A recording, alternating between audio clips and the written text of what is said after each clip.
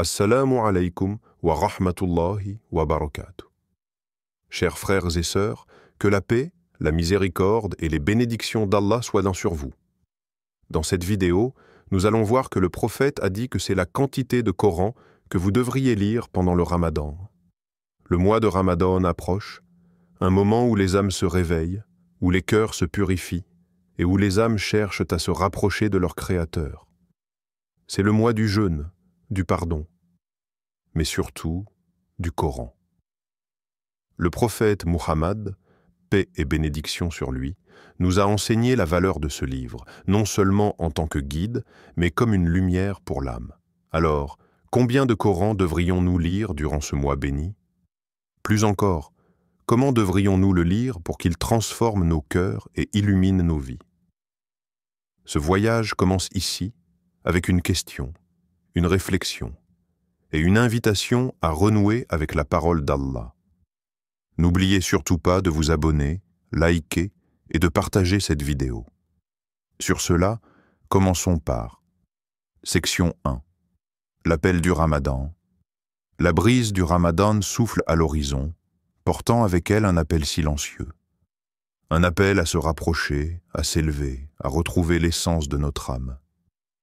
C'est le mois où le cœur s'ouvre comme une terre assoiffée, prête à recevoir la pluie de la miséricorde divine.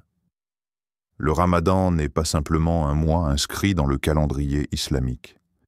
Il est une porte qui s'ouvre sur l'éternité, une invitation silencieuse mais puissante à plonger dans les profondeurs de notre propre existence.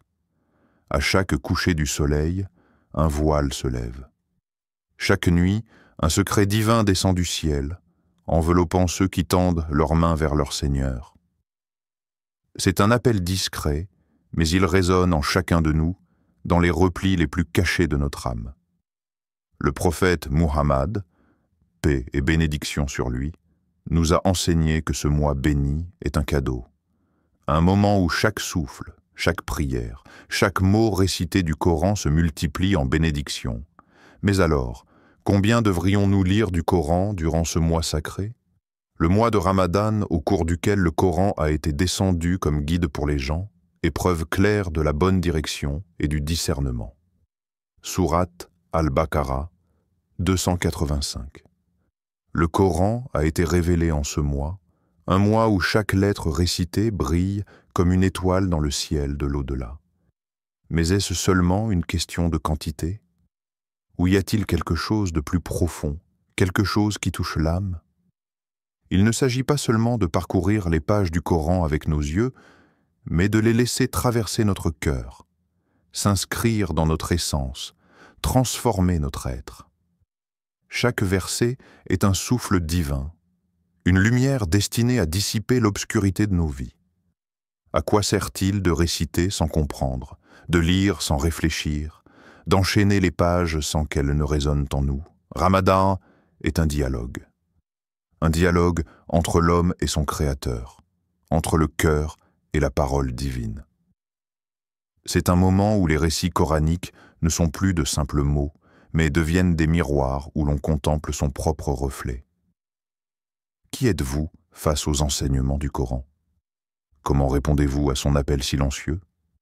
Lorsque les premières lumières de l'aube effleurent l'horizon, elles apportent avec elles un rappel. Un nouveau jour est une nouvelle opportunité. Une nouvelle opportunité de se purifier, de s'approcher d'Allah, de laisser derrière le poids du passé. Dans ce mois, chaque instant est une porte vers l'infini, chaque souffle une chance de renaissance. Alors, peut-être que la question n'est pas combien de pages du Coran nous allons lire, mais combien de versets allons-nous laisser résonner en nous? Combien allons-nous laisser nous transformer? Peut-être que ce n'est pas une course à la récitation, mais une quête vers la compréhension, vers l'ouverture du cœur. Le Ramadan est un écho de la première révélation descendue sur le prophète dans la grotte de Hira. Lis, Sourate Al-Alaq, 96:1. Mais lis avec ton cœur, lis avec ton âme, lis avec l'intention de renaître. Ainsi, lorsque la brise du Ramadan souffle sur ton cœur, entends-tu son appel? Section 2, la tradition prophétique et la récitation du Coran. Le prophète Muhammad, paix et salut sur lui, n'était pas seulement un transmetteur du Coran, il en était le reflet vivant. Chaque verset prenait vie dans ses gestes, dans ses silences, dans sa manière de marcher parmi les hommes. Chaque Ramadan, l'ange Jibril venait à lui et ensemble, ils parcouraient tous les versets, les ressentaient, les faisaient vibrer dans l'air nocturne. Dans la dernière année de sa vie, cette récitation fut faite 2 fois. Un adieu, une transmission ultime. Comme si, avant de quitter ce monde, il voulait nous rappeler que ce livre est plus qu'une lecture, c'est un souffle de vie. Mais nous l'ouvrons souvent. Nous en parcourons les lignes, nous suivons le mouvement de nos yeux sur l'encre des pages. Mais avons-nous vraiment écouté? Avons-nous laissé les mots d'Allah s'infiltrer dans nos âmes, s'enrouler autour de nos craintes, soulever nos espoirs? Le prophète, paix et salut sur lui, a dit « Celui qui récite une lettre du livre d'Allah aura une bonne action, et une bonne action est démultipliée par 10. Je ne dis pas que Alif Lam Mim est une lettre, mais Alif est une lettre, Lam est une lettre, et Mim est une lettre. » Rapporté par At-Tirmidhi, une seule lettre. Un simple son, un soupir, un murmure, et déjà la bénédiction descend. Alors qu'en est-il d'une page, d'un chapitre, d'une lecture entière rythmée par la sincérité? Mais l'objectif est-il simplement d'arriver à la fin du livre ou de se laisser transformer par lui? Le Coran n'est pas un texte ordinaire. Il est vivant, il résonne, il interpelle. Il s'adresse à chaque cœur d'une manière unique, portant en lui une lumière qui peut éclairer les recoins les plus sombres de notre être. Mais pour le comprendre, il faut l'aborder comme un dialogue, non comme une simple récitation. Regarde comment le prophète, paix et salut sur lui, le vivait. Lorsqu'il entendait un verset parlant du paradis, il demandait à Allah de l'y admettre. Lorsqu'il croisait un verset évoquant l'enfer, il implorait sa protection. Chaque mot avait une saveur, une profondeur. Chaque verset était un écho de l'infini. Nous, en revanche, récitons souvent sans pause, comme si le but était de terminer rapidement. Mais avons-nous laissé les paroles d'Allah s'ancrer en nous? Avons-nous ressenti cette douceur qui apaise le tumulte intérieur? Lorsque nous récitons, faisons-le avec conscience. Fermons les yeux après chaque verset. Demandons-nous, qu'est-ce que mon Seigneur veut me dire ici? Pourquoi ce mot? Pourquoi cette phrase? Car le Coran n'est pas une accumulation de lettres, c'est un élixir, une clé, une main tendue vers celui qui nous a créés. Et si nous l'approchons avec un cœur sincère, il deviendra cette brise qui calme l'orage de nos âmes. Section 3. L'histoire de l'homme et le Coran. Il était une fois un homme qui s'était promis de lire le Coran chaque Ramadan, un engagement qu'il prenait avec une ferveur sincère. Pourtant, année après année, il échouait. Il lisait vite, absorbé par le rythme des pages tournées, aveuglé par l'objectif d'achever plutôt que d'assimiler. Chaque soir, il lisait mécaniquement, ses lèvres prononçant les versets tandis que son cœur restait ailleurs, préoccupé par le compte des ajza accomplis plutôt que par le message divin qu'il renfermait. Jusqu'au jour où un vieil érudit, aux yeux remplis de sagesse, lui posa une simple question. « Mon fils, lire le Coran, c'est comme naviguer sur un océan. Certains survolent les vagues, effleurant à peine la surface, tandis que d'autres plongent profondément pour y découvrir des perles précieuses. Qui veux-tu être ?»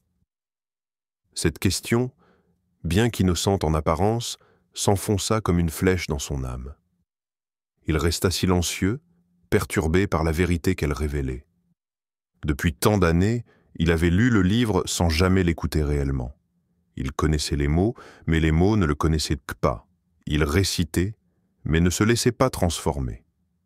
Et toi, comment lis-tu le Coran? Pour le terminer ou pour le comprendre? Pour dire que tu l'as lu, ou pour le laisser t'habiter, t'élever, te métamorphoser? Allah dit, ne médite-t-il donc pas sur le Coran? Ou y a-t-il des cadenas sur leur cœur? Sourate Muhammad 47-24. Ces mots résonnent comme un écho dans l'éternité.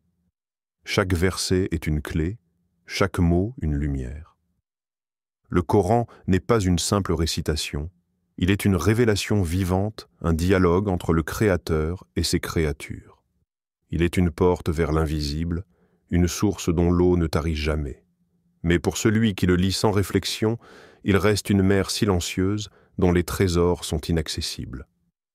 Le vieil érudit poursuivit.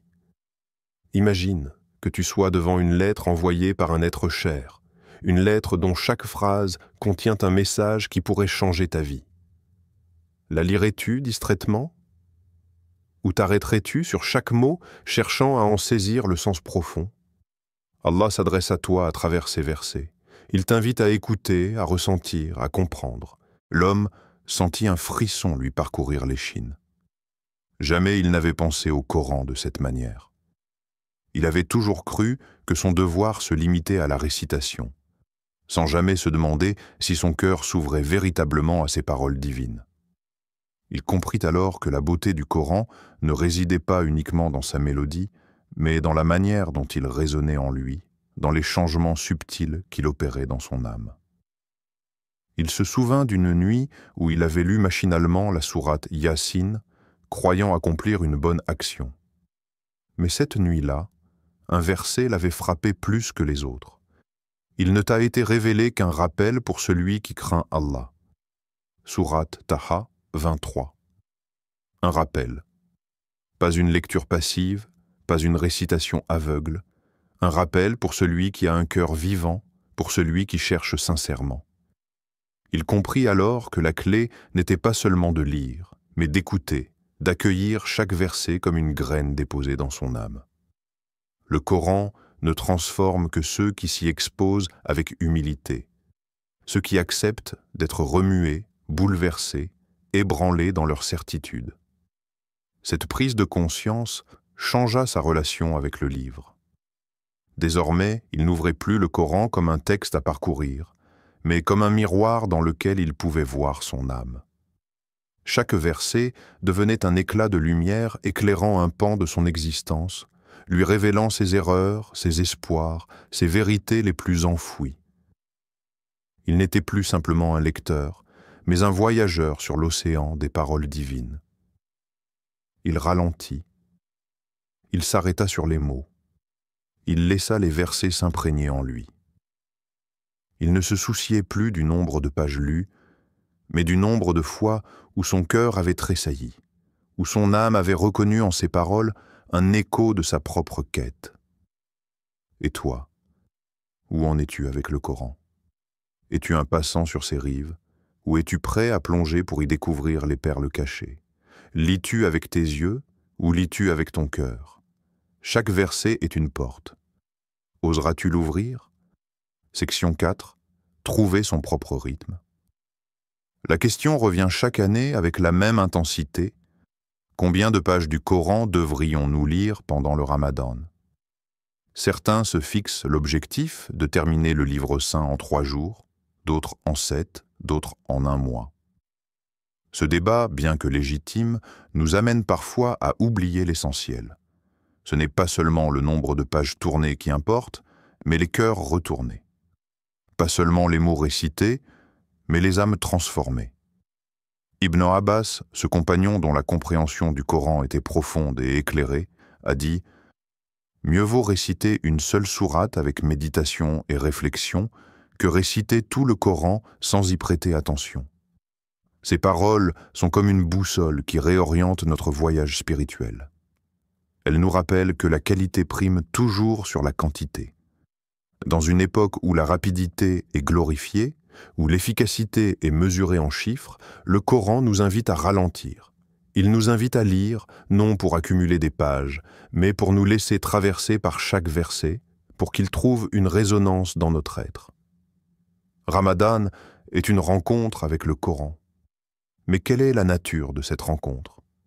S'agit-il d'un rendez-vous pressé, où l'on enchaîne les sourates comme un fardeau à accomplir, ou d'un dialogue intime, où chaque mot devient une lumière qui éclaire nos ténèbres? Les compagnons du prophète, paix et salut sur lui, avaient des rythmes différents dans leur lecture. Certains récitaient avec vélocité, d'autres avec lenteur, mais tous avaient un point commun, la sincérité absolue. Ils ne couraient pas après la performance, ils couraient après la guidance. Chaque verset qu'ils lisaient était une question qu'ils posaient à leur âme, une graine qu'ils plantaient dans leur cœur. Et nous? Nous vivons à une époque où le temps nous échappe, où les jours passent en une course effrénée et où même Ramadan peut devenir une liste d'objectifs à cocher. Finir le Coran en une semaine, faire tant de prières nocturnes, donner tant de charité. Mais dans cette précipitation, ne risquons-nous pas de perdre l'essence même du mois béni? Ne risquons-nous pas d'oublier que le Coran n'est pas un texte à consommer, mais un souffle à inspirer? Lorsque nous ouvrons le livre, nous devons nous poser la question: que cherche-t-on réellement? Une accumulation de récitations ou une transformation intérieure?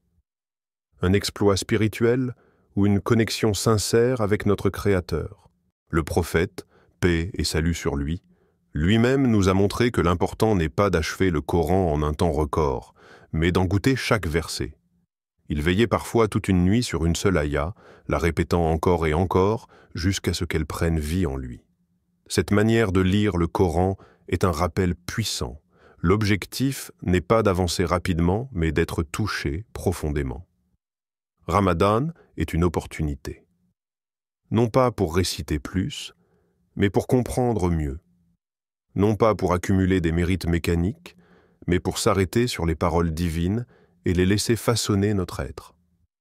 Chacun doit trouver son propre rythme, celui qui lui permet d'être sincèrement connecté. Pour certains, ce sera une lecture fluide et régulière. Pour d'autres, ce sera une lecture lente et méditative, peu importe. Ce qui compte, c'est d'être présent. Alors, ne te compare pas aux autres. Ne crains pas de lire peu, si ce peu est rempli de sens. Une seule aya peut suffire à bouleverser une vie si elle est lue avec un cœur ouvert. Un seul verset peut contenir un océan de sagesse si nous nous y plongeons avec sincérité. Que cette rencontre avec le Coran en ce mois béni ne soit pas une simple habitude, qu'elle soit une révolution intérieure, une lumière qui éclaire, un souffle qui purifie, une vérité qui transforme. Peu importe combien de pages tu liras, ce qui importe, c'est combien de pages te liront, combien de versets s'imprimeront dans ton âme, combien de paroles divines résonneront en toi, bien après que Ramadan soit passé. Section 5. Un engagement personnel. Ce mois sacré est une porte qui s'ouvre, une chance offerte, un souffle divin qui traverse nos âmes. Chaque année, il revient, mais qui peut jurer qu'il le reverra encore? Le Ramadan est une promesse du temps, mais le temps ne fait jamais de promesses en retour. Alors pose-toi cette question, celle qui pourrait tout changer. Cette année, comment veux-tu que le Coran illumine ton Ramadan? Allah a dit: en vérité, ce Coran guide vers ce qu'il y a de plus droit. Sourate Al-Isra 17:9. Il ne s'agit pas seulement de réciter des mots, de suivre des lignes tracées sur du papier. Il s'agit de les laisser s'infiltrer, de les respirer, de les boire comme une source intarissable. Peut-être que cette année, ce ne sera pas seulement une récitation. Peut-être que cette année, ce sera une transformation. Le Coran n'est pas un livre que l'on feuillette distraitement entre deux obligations. Il est la parole d'Allah, vivante, vibrante, battante comme un cœur qui cherche à s'unir au tien. L'as-tu déjà lu ainsi? L'as-tu déjà laissé te pénétrer comme une lumière qui fend les ténèbres? L'as-tu déjà écouté? Non pas seulement avec tes oreilles, mais avec ton être tout entier. Il est possible que chaque année tu aies abordé le mois de Ramadan avec un sentiment d'obligation, une liste d'objectifs à cocher, une mécanique bien huilée de prière et de lecture. Et si, cette fois-ci, tu oubliais la routine pour retrouver l'essence? Imagine-toi, seul dans la nuit, le monde endormi autour de toi. Dans tes mains, le livre. Tes yeux suivent les versets, mais cette fois, quelque chose est différent. Ce n'est plus seulement une lecture. C'est un dialogue. Un frisson te parcourt alors que chaque mot s'ancre en toi, réveille un écho que tu ne soupçonnais pas. Tu lis, et pour la première fois, tu comprends que ces paroles t'étaient destinées depuis toujours. Le Coran n'est pas une récitation figée dans le passé, il est une révélation quotidienne, une réponse aux questions que tu n'as pas encore posées. Il éclaire tes nuits, guide tes pas dans la journée, devient ton compagnon le plus fidèle. Il n'est pas là pour être un fardeau, mais une libération, une force, une paix intérieure que nul ne peut enlever. Alors, cette année, trouve ton rythme. Que chacun forge son lien personnel avec le Coran. Lis-le à l'aube, laisse-le t'accompagner dans le tumulte du jour, récite-le dans le silence de la nuit. Qu'il soit avec toi dans chaque battement de ton cœur, dans chaque souffle de ton âme. Qu'il devienne ce refuge où tu retrouves toujours la clarté, l'apaisement, la vérité. Ne te compare pas aux autres. Ne cherche pas à suivre un modèle rigide. Le Coran n'a jamais exigé une performance, seulement une sincérité. Récite avec le cœur, non seulement avec la langue. Écoute avec l'âme, non seulement avec les oreilles. Car ceux qui s'ouvrent à lui trouvent en lui un guide qui ne les abandonne jamais. Et quand viendra l'Aïd, ne laisse pas le Coran redevenir un livre posé sur une étagère, attendant un autre Ramadan pour être ouvert à nouveau. Que cette année soit celle où tu diras « J'ai vécu mon Ramadan avec le Coran et le Coran vit maintenant en moi ». Le Coran est un voyage, une conversation, une connexion. Il ne s'agit pas d'une course, ni d'un défi, mais d'une rencontre. Alors, cette année, que ton Ramadan ne soit pas seulement marqué par le nombre de pages lues, mais par les versets qui résonnent dans ton cœur, les prières qui montent en toi et la lumière qui éclaire ton âme. Que le Coran devienne un compagnon, un guide, une boussole, et que cette relation, née durant ce mois béni, continue bien après, éclairant chaque jour de ta vie. Le prophète, paix et bénédiction sur lui, a dit « Le meilleur d'entre vous est celui qui apprend le Coran et l'enseigne. » Rapporté par Al-Bukhari. Que cette promesse soit la nôtre, aujourd'hui, demain et pour toujours.